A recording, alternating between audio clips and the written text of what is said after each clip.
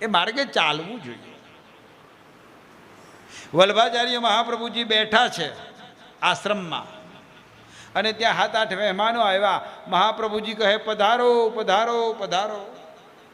બધાને પાણી પાયા અને વાતો થઈ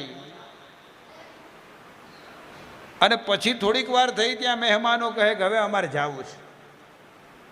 મહાપ્રભુજી કહે રોકાઈ જાઓ, જમીન જાઓ, રસોઈ તૈયાર છે. કહે ના ના અમારે બહુ ઉતાવળનું કામ છે.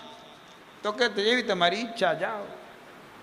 મહેમાનો હાલતા હાલતા નીકળ્યા. ગામને પાદર પહોંચ્યા ત્યાં સામે ગધેડું મળ્યું. એટલે મહેમાનોને મનમાં એમ થયું કે આજે આપણા દીકરા માટે કન્યા જોવા જઈએ છીએ અને આ ગધેડું મળ્યું, અપશુકન થયા, આજે કાંઈ જવું નથી. તે વળી પાછા આશ્રમમાં પાછા આવ્યા. મહાપ્રભુજી કહે પધારો પધારો. કેમ પાછું આવવાનું થયું?